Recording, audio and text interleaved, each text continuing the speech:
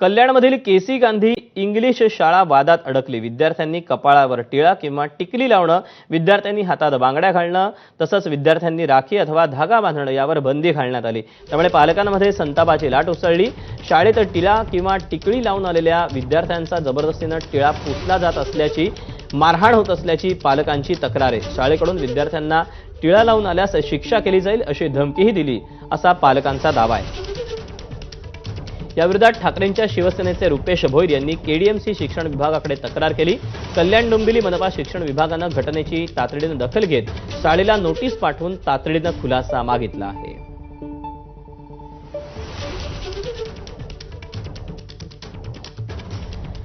दरम्यान यावर आता शाळा प्रशासनाचं स्पष्टीकरण आलंय। टिळा टिकळी बांगड्यांना मनाई ही सुरक्षेच्या दृष्टिकोनातून केल्याचं स्पष्टीकरण केसी गांधी शाळेकडून देण्यात आले। केसी गांधी शाळेच्या संचालक स्वप्नाली रानाडे यांनी हे स्पष्टीकरण दिलं। शाळेनं कोणताही फतवा काढला नसल्याचं देखील त्यांनी स्पष्ट केलंय। शाळा सर्वधर्मीय आहे, सर्व धर्माचे विद्यार्थी आहेत। विद्यार्थ्यांना टिळा किंवा टिकळी लावण्यास मनाई करण्यात आली होती आणि त्यानंतर हे शाळेनं स्पष्टीकरण दिलं आहे। आता सर्वप्रथम पहिली गोष्ट ही आहे की शाळेने अशा कुठल्याही प्रकारचा फतवा काढलेला नाही। जे फतवा करून ही गोष्ट अशी खूप मोठी आहे, तसं कोणी असेल फतवा त्यांच्याकडे तर आम्हालाच दाखवावा, दॅट विल बी बेटर। इतर धर्मीय मंडळी जे कडे घालतात, बांगड्या किंवा काय, ह्याच्यानी कोणालाही दुखापत होऊ शकते। आज मुलं अशी आहेत की एका वर्गामध्ये एका जागेवर बसण्याची मुलांची कॅपॅसिटी खूप कमी आहे। रील्स वगैरे आणि व्हिडिओच्या माध्यमातून मुलांना इतक्या अनेक गोष्टी कळतात की त्यामधलं खरं काय, खोटं काय, चांगलं काय, वाईट काय, याची अनुभूती मुलांना शाळेमध्ये किंवा घरी पालकच देऊ शकतात।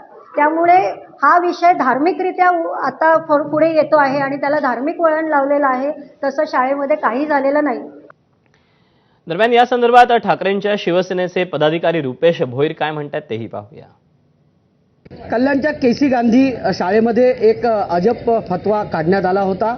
विद्यार्थ्यांच्या कपाळात कुठल्या प्रकारचा टिळा आणि विद्यार्थिनींच्या कपाळाला टिकली लावायची नाही किंवा बांगड्या घालायची नाही असा फतवा काढला होता। त्यानंतर एबीपी माझाने बातमी दाखवली आणि खरं पाहिलं तर हा इम्पॅक्ट झालेला आहे आणि प्रशासनाने असा कुठल्या प्रकारचा फतवा काढला नाही असा खुलासा त्यांनी केलेला आहे। आपण ज्या पालकांशी बोललो ते पालक आपल्यासोबत आहेत। काय सांगाल, तुमच्याशी ज्यावेळेस रात्री बोलणं झालं, काय नेमकं सगळी घटना तुमच्या मुलाच्या बाबतीमध्ये घडली होती? शाळेमध्ये माझ्या मुलाला अचानकपणे असा निर्णय घेतला का त्या मुलाला माझ्या टिळा लावण्यासाठी बंद करत केला।